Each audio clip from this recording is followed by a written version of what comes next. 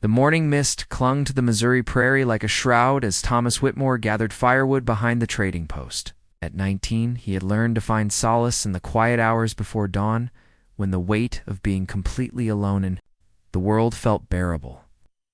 The orphan boy had been working for old Pete's trading post for 3 years now, ever since he'd aged out of the mission school with nowhere else to go. As he bent to collect another fallen branch, a soft whimper caught his attention. There, half hidden behind a cluster of wild roses, lay a young native woman. Her buckskin dress was torn and stained with blood, her long black hair matted with dirt and leaves. She couldn't have been much older than Thomas himself, and even in her wounded state, she possessed a beauty that made his breath catch. Miss Thomas dropped his wood and knelt beside her. "Can you hear me?" Her eyes fluttered open dark as midnight and filled with pain. She tried to sit up but gasped, clutching her side where a deep gash marked her ribs. "Easy now," Thomas said. "Gently, you're hurt pretty bad. Let me help you." The girl's eyes darted around wildly, searching for threats. When her gaze settled on Thomas's face, she seemed to find something there that calmed her. She spoke in what Thomas recognized as a Lakota, though he understood only fragments. "I don't speak your language well," Thomas admitted, "but I know you're scared. I won't hurt you, I promise." Despite her obvious distrust of white Manand, Thomas couldn't blame her for that. Something in his eyes must have convinced her.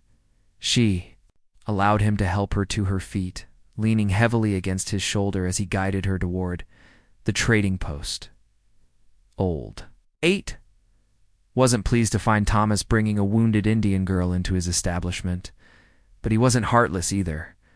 "Put her in the back room," he grumbled, "but she can't stay long, boy. You know how folks around here feel about Indians?" Thomas knew all too well. The recent conflicts between settlers and various tribes had left everyone on edge, quick to see enemies everywhere. But as he helped the girl settle onto a makeshift bed of blankets, he felt something he hadn't experienced since his parents died when he was 12, desperate need to protect someone else. Over the next 2 days, Thomas tended to her wounds with a gentleness that surprised them both. He learned her name was Ayanna, which she managed to communicate meant eternal blossom in her language. Through gestures and the few English words she knew, she told him she'd been separated from her family during a raid by horse thieves white. Men who had attacked their traveling party not for conquest, but for the valuable horses they carried. "Family," Thomas repeated, pointing to her and then making a gesture to indicate multiple people. Ayanna's eyes filled with tears as she nodded. She drew in the dirt floor with her finger symbols and pictures that told the story of a grandfather, 2 brothers, and a sister she desperately needed to find. Her grandfather was ill, she managed to convey. Gosh! And without the medicine plants she'd been gathering when the attack occurred, he might not survive. Thomas felt his heart clench. He understood the pain of losing family all too well. On the 3rd morning, Ayanna was strong enough to stand without wincing. She approached Thomas as he prepared for another day of hauling supplies and cleaning the trading post. "Help," she asked in halting English, touching his arm. "Help with what?" But even as he asked, Thomas knew what she meant. She needed to find her family, and she was asking him, a white orphan boy with nothing to his name, to help her old Pete. Overheard and immediately shook his head. "Absolutely not, Thomas. You go riding out into Indian territory with her, and you'll end up scalped or worse. Besides, we've got inventory coming in tomorrow." But Thomas looked into Ayanna's eyes and saw the same desperate loneliness he'd carried for years. The same fear of being utterly alone in an unforgiving world. "I'm sorry, Pete, but I have to," Thomas said quietly. "She saved my life once already, just by trusting me. Now it's my turn." That afternoon, Thomas saddled old Pete's gentlest mare and helped Ayanna mount behind him. She wrapped her arms around his waist, and he tried to ignore how right it felt to have her close. They rode north into the vast prairie, following the trail she remembered from her family's journey as they traveled. Thomas found himself stealing glances at his companion. Despite everything she'd endured, Ayanna possessed a quiet strength that both impressed and attracted him. When she caught him looking, she would offer a small smile that made his heart race in ways he didn't fully understand. They made camp that first evening beside a creek, sharing Thomas's meager supplies of jerky and hardtack. As the sun set, painting the sky in shades of gold and crimson, Ayanna began to speak slowly, carefully, mixing English with Lakota as she told him about her family. Her grandfather, she explained, was a medicine man of great wisdom. Her brothers were skilled hunters who had promised to protect the family after their father died in a hunting accident 2 winters ago. Her sister was to be married in the autumn, if they could find their way back to their people. And you, Thomas, asked gently, what were you doing when the men attacked? Ayanna's face grew sad. Gathering sacred plants. For grandfather's medicine, he is. She struggled for the English word, then placed her hand over her heart and made a gesture indicating weakness. Thomas understood.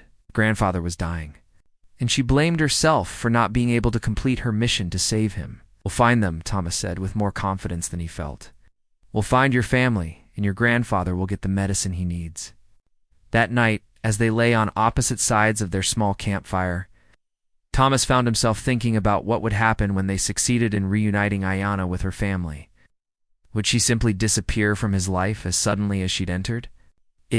The thought filled him with an unexpected loneliness. The second day of their journey brought challenges Thomas hadn't anticipated. They came across the burned remains of a wagon train, and Ayanna tensed behind him on the horse. These were the men who had attacked her family. Thomas could see it in her face. How many? Thomas asked, studying the tracks. Ayanna held up 4. Fingers then pointed to horse tracks leading west. They have your family's horses? She nodded, her grip on his waist tightening. Thomas made a decision that surprised him with its swiftness. Then we follow those tracks. They rode hard for the rest of the day, stopping only to rest the horse and study the trail. As evening approached, they spotted smoke rising from a valley ahead. Thomas's pulse quickened. This could be the thieves. Camp, they dismounted and crept forward on foot until they could see the camp clearly. 4 rough-looking men sat around a fire, and nearby, a string of beautiful horses grazed under guard. But what made Thomas's blood run cold was the sight of 3 figures bound near the edge of the camp, 2 young men and an elderly native man who looked gravely ill. Your family? Thomas whispered. Ayanna nodded, tears streaming down her face. Grandfather, she breathed. The old man was clearly dying. Even from a distance, Thomas could see his labored breathing and the way he seemed to fade in and out of consciousness. We have to help them, Thomas said, though he had no idea how 2 people could overcome 4 armed men. Ayanna surprised him by pulling a knife from her.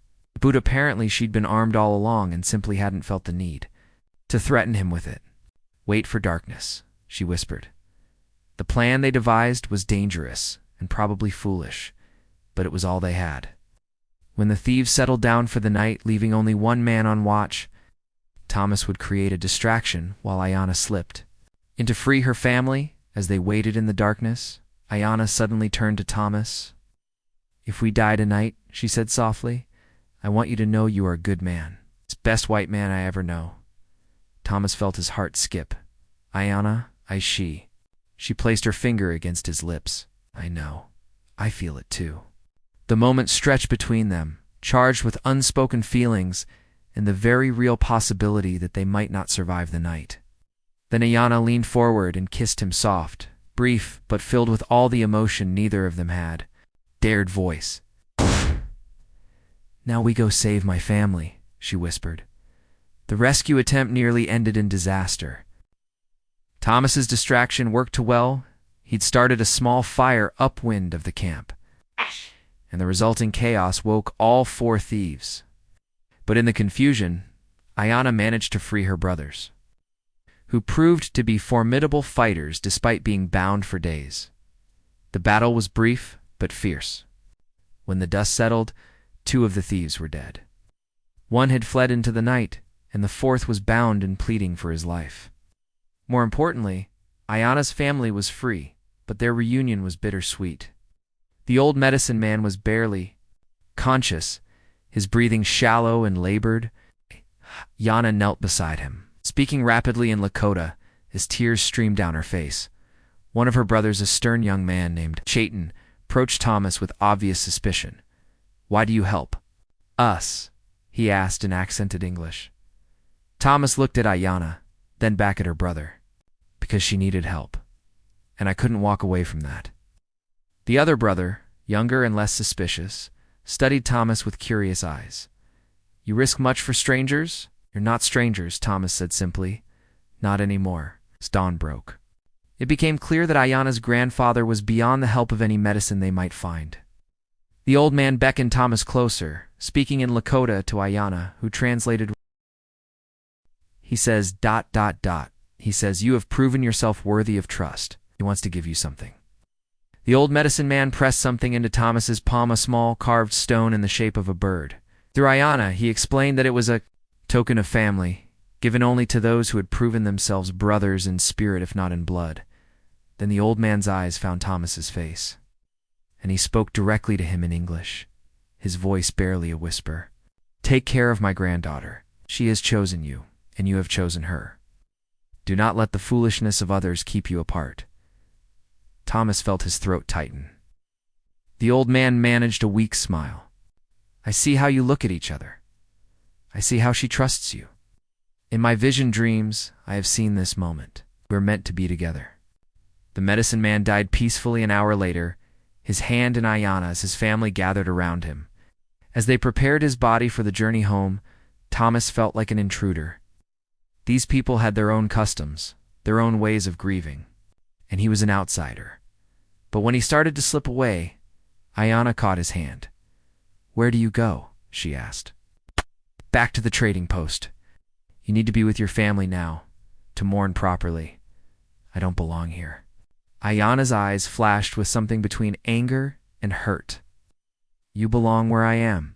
Grandfather said so." "Ayanna, be practical. I'm white, you're Lakota. Your people and mine. Are you like other white men?" She interrupted. "No, but then. Why do you speak like them?" She gestured toward her brothers who were watching this exchange with interest. "Chatan was ready to kill you when we first came back to camp. But he has watched you. He has seen how you treat me, how you helped us without asking for anything in return. Even he says you are different." Thomas looked at the older brother, who nodded grudgingly.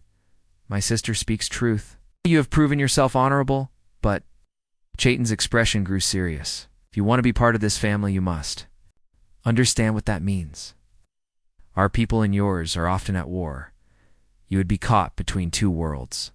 "I've been caught between worlds my whole life," Thomas said quietly. "I'm an orphan. I don't belong anywhere." "You belong with me," Ayanna said simply. The journey back to Ayanna's village took 3 days. Thomas rode beside the family, helping to care for their grandfather's body and gradually earning the respect of even the suspicious Chatan. The younger brother, Dakota, had already accepted Thomas completely, fascinated by his knowledge of white customs and eager to practice his English. But as they neared the village, Thomas's anxiety grew. What would Ayanna's people think of her bringing home a white man? What would happen when they learned she cared for him? His fears were not unfounded. The village reception was mixed at best. The elderly women welcomed Thomas as the one who had helped rescue their family, but many of the warriors viewed him with suspicion. The chief, a dignified man named Vikasa, listened to the story of their adventure but reserved judgment. "You have done a great service for our people," he told Thomas through an interpreter. "But your presence here creates complications." Thomas understood. The recent conflicts with white settlers had left the tribe wary of any outsider, no matter how well-intentioned. That night, as the village mourned their medicine man, Thomas sat alone at the edge of the camp. He'd been given a place to sleep and food to eat, but he felt the weight of being an outsider more keenly than ever. Ayanna found him there, silhouetted against the starlit prairie. "You were thinking of leaving," she said. It wasn't a question. "Maybe it would be better. For you, for your people." She sat beside him, close enough that he could smell the sage in her hair. "Do you know what my name means? Eternal Blossom?" "Yes. My grandfather chose that name because he said I would bloom forever, no matter how harsh the seasons became." She turned to face him. "I was not blooming when you found me. I was dying inside, certain I would never see my family again. You brought me back to life." Thomas felt his resolve weakening. "Your people need you." "You don't need the complications I bring. My people need healing," Ayanna corrected. "They need to see that not all white men are enemies. You could help with that. And if they never accept me, if they never accept us?" Ayanna was quiet for a long moment. "Then we will make our own path. Together." The testing of that resolve came sooner than either expected. The next morning, a war party returned to the village with news that a group of soldiers had been seen riding toward their territory. The mood in the camp shifted instantly from mourning to preparation for possible conflict. Chief Vakasa called Thomas before the tribal council. "The soldiers come, perhaps looking for you. If we send you away now, they may pass by peacefully. If you stay, your presence may bring war to our people." Thomas felt the weight of every eye in the circle upon him. These people had just welcomed him, and now he was potentially putting them in danger simply by existing. "I'll go," he said quietly. "I won't be the reason for bloodshed." "What?" Ayanna stepped forward before he could leave the circle. "With respect, Uncle," she said to the chief, "this man risked his life to save our family. He owes us nothing more. But we owe him protection, just as he protected us." An older warrior spoke up. "And what of the soldiers? Would you have us fight them for the sake of one white man?" "I would have us stand by our principles," Ayanna replied, her voice steady despite the magnitude of what she was suggesting. "If we turn away those who have proven themselves friends, how are we different from the white men who see all Indians as enemies?" The debate that followed was intense, and sometimes heated. I sat in silence, watching these people he'd grown to respect argue over his fate. Finally, Chief Vakasa raised his hand for quiet. "There is wisdom in both positions," he said. "But there is also a third path." The chief turned to Thomas. "You say you are an orphan, with no people of your own. If this is truly your desire, we will make you one of us through adoption. You would become Lakota in the eyes of our people and the spirits. But no, this such a choice cannot be undone. It would be choosing our ways over the ways of your birth people forever." Thomas felt his heart pound, and Ayanna, the chief's weathered face, showed the ghost of a smile. "My niece has made her feelings clear. If you become one of us, there would be no barrier to your union. But the choice must be yours freely, without pressure from her or anyone else." Thomas looked around the circle of face, some hopeful, some skeptical, all waiting for his answer. Then his eyes found Ayanna's, and he saw everything he'd never dared hope for reflected there. "I accept," he said simply. The adoption ceremony was both simple and profound. Thomas was given a new name, Wikapi Waste, meaning good star, and marked with symbols that proclaimed him a member of the tribe. As he knelt before the sacred fire, he felt something he'd never experienced before. He belonged somewhere. But their moment of joy was short-lived. The soldiers arrived the next morning, a full company led by a captain who demanded to search the village for a white captive reported to be held here. Thomas stepped forward before anyone could stop him. "I'm Thomas Whitmore. I assume you're looking for me." The captain, a hard-faced man named Morrison, looked Thomas up and down with obvious disgust. "Look at you. Gone native, have you? Do you have any idea the trouble you've caused? As a trading post owner reported you kidnapped by hostiles. Been authorized to use any means necessary to secure your release." "I wasn't kidnapped," Thomas said calmly. "I chose to help these people, and I choose to stay with them." "You choose?" Captain Morrison's voice rose. "You're a white man, son. You don't get to choose to be a savage." Thomas felt anger flare in his chest, but Ayanna's hand on his arm kept him steady. "These people are not savages, Captain. They're my family now." "Your family," Morrison laughed harshly. "Boy, you've been brainwashed. Don't worry, we'll get you back to civilization and sort this out." "I'm not going anywhere." The standoff that followed was tense. Morrison had 30 soldiers at his back, but Chief Vakasa had quietly positioned his warriors around the village. One wrong move from either side could result in a massacre. Then, Ayanna stepped forward, and Thomas's heart nearly stopped. "What was she doing, Captain?" she said in clear English. "This man came to us by his own choice. He has been adopted into our tribe according to our laws. He is free to leave if he wishes, but he is also free to stay. Morrison's eyes narrowed as he studied her. And you are? I am his wife, Ayanna said simply, taking Thomas's hand. They weren't married yet. The ceremony was planned for the following week, but Thomas understood her strategy. In the eyes of most white men, a marriage would make his choice seem more legitimate, more understandable. Your wife, Morrison repeated. A white man married to a squaw. You have any idea what you've thrown away? What kind of life you're choosing? The best life I've ever known, Thomas replied without hesitation. For a moment, the captain looked genuinely puzzled. Then his expression hardened again. I have orders to bring you back, son. Don't make this more difficult than it needs to be. I have the right to refuse, Thomas said. I'm not a soldier, and I haven't committed any crime. You have no authority over me. The legal argument might have continued indefinitely, but it was interrupted by an unexpected arrival. A lone horseman rode into the village, old Pete from the trading post, looking harried. Thomas, he called out, dismounting quickly. Thank God you're alive. Captain Morrison turned to the old trader. This is the man who reported the kidnapping. Old Pete looked confused. Kidnapping? I never reported any kidnapping, Tilda. Fort that Thomas had ridden out to help an injured Indian girl find her family. I was worried when he didn't come back, but I never said he was kidnapped. The captain's face flushed red. Then who that would be me, came a voice from behind the soldiers. A well-dressed man on an expensive horse rode forward, James Hartwell, one of the wealthier settlers in the territory and a man known for his hatred of Indians. Hartwell, old Pete spat. I should have known. I saw an opportunity to clean out this nest of savages, Hartwell said without shame. If they're holding a white captive, the army has every right to act.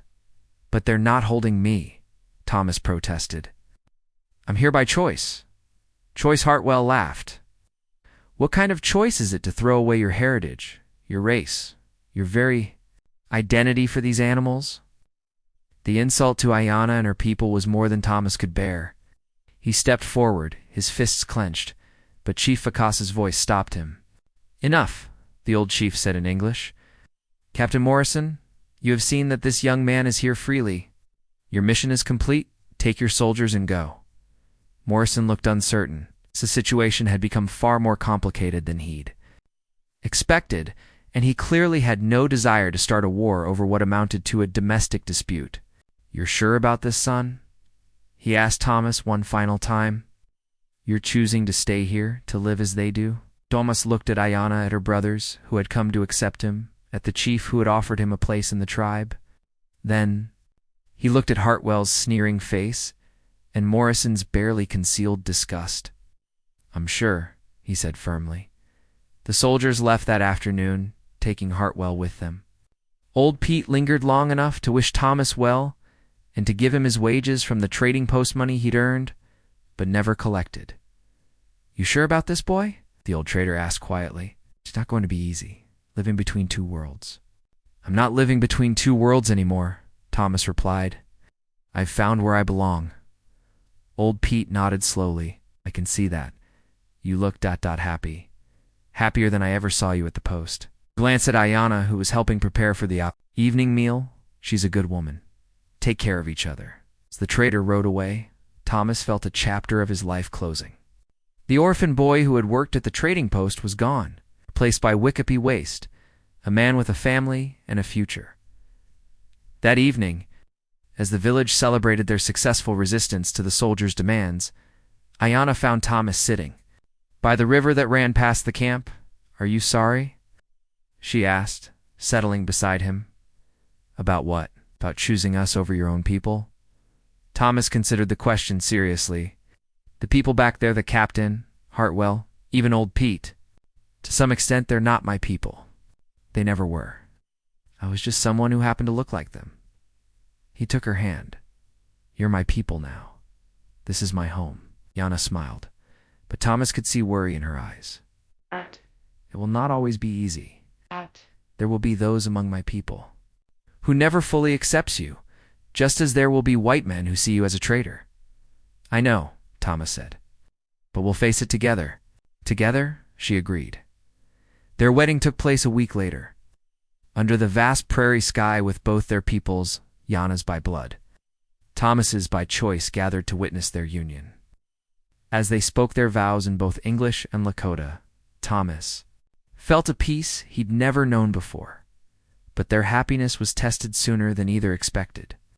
Word came that Hartwell had been spreading rumors throughout the territory that Thomas had been brainwashed, that he was being held against his will, that the tribe was planning attacks on white settlements. The lies were poisonous, and they began to have their intended effect. Other settlers grew suspicious of any interaction with the tribe. Trade relationships that had existed for years suddenly dried up. Worst of all, a group of young hotheads from the nearest town began making threats, talking about rescuing Thomas, whether he wanted to be rescued or not. The crisis came to a head on a cold morning in early autumn. Thomas was helping Tokata repair a bow when the sound of approaching horses caught their attention. 30 armed men rode toward the village, led by Hartwell himself. "This ends today," Hartwell called out as the village gathered to meet this threat. "We've come for Thomas Whitmore, and we won't be turned away again." Chief Akasa stepped forward, his dignity intact despite the overwhelming odds. "The man you seek has chosen his path. We'll not give him up to you. Then you'll die defending him," Hartwell snarled. All of you. Thomas felt sick. These people who had welcomed him, who had made him family, were about to die because of him. He started to step forward to offer himself in exchange for the village's safety. It found his path blocked. 30 Lakota warriors had formed a protective circle around him, their weapons ready. Chayton, who had once been suspicious of Thomas, now stood at his shoulder like a brother. "You want him," Chayton said in accented English. "You come through us." Ayana appeared at Thomas's other side, her own bow strung and ready. "We protect family," she said simply. The standoff stretched taut as a bowstring. Hartwell's men, outnumbered. The warriors, but they were in unfamiliar territory. And the Lakota had the advantage of fighting for their homes and families. Then Thomas made a decision that surprised everyone, including himself. "I'll come with you," he called out to Hartwell. "But only if you give me your word that you'll leave these people in peace." "Thomas, no." Ayana gripped his arm. "It's the only way," he said quietly. "I won't let you all die for me." But Chief Akasa had other ideas. "Wickapi Waste," he said, using Thomas's Lakota name. "You are one of us now. We do not abandon family." What happened next would be talked about around Lakota fires for generations to come. The chief raised his staff and spoke in a voice that carried across the prairie. "These men come to take our brother by force. They threaten our people with death for protecting one who has proven himself worthy. If they want war, we will give them war, but they will not take our family." The warriors raised their weapons in response, and their war cries echoed across the plains. But it was what happened next that truly stunned Hartwell and his men. From the horizon in every direction, more warriors appeared. Word of the threat had spread to allied bands, and they had come to stand with their brothers. Within minutes, Hartwell's 30 men found themselves facing over 100 Lakota warriors. The settler leader's face went white. He had expected to intimidate a small village, not face a gathering of the tribe's fighting force. "This is not over," Hartwell said, but his voice lacked its earlier confidence. "Yes, it is," Chief Vakasa replied calmly. "You have threatened our people and our guest. If you come here again with weapons, you will not leave alive. Come in peace, to trade or talk, you will be welcome as always." Hartwell and his men rode away, and Thomas knew they would not return. The show of force had been more than just protection. It had been a declaration that the tribe would not be intimidated, and that Thomas was truly one of them. That night, as the village celebrated their victory, Thomas sat with Ayana by their fire. The events of the day had shaken him, but they had also proven something important. "Do you understand now?" Ayana asked gently. "When grandfather said you belonged with us, he was not just speaking of love. He saw that you would become part of something larger than yourself." Thomas nodded, finally understanding. His choice to help one lost girl had led him to a family, a people, and a purpose he never could have imagined. "I used to think being an orphan meant I had no one," he said. "But maybe it really meant I was free to choose who my people would be. Ayanna smiled and leaned against his shoulder. "And you chose well, my husband." As the years passed, Thomas, known now as Wikipe Waste to his adopted people, became a bridge between two worlds. His knowledge of white customs and language made him valuable in negotiations, while his loyalty to the Lakota was never questioned. He and Ayanna raised their children to understand both cultures, preparing them for a future where such understanding would be vital. The trading relationships that Hartwell's hatred had nearly destroyed were rebuilt, stronger than before. Thomas's presence as a trusted intermediary helped establish peace treaties that lasted for decades. And when conflicts did arise, his voice was often the one that called for understanding rather than violence. But perhaps most importantly, Thomas found what he had been searching for his entire life without even knowing it, a place where he belonged. People who valued him not for what he could give them, but for who he chose to be, and a love that had grown from a moment of simple kindness into something eternal. Years later, when Thomas had grown old and his hair had turned silver, young people would ask him about the day he chose to help a wounded girl find her family. They wanted to know if he ever regretted giving up his old life for love. Thomas would always smile at that question and look at Ayanna, still beautiful despite the passage of years, still the center of his world. "I didn't give up my life," he would tell them.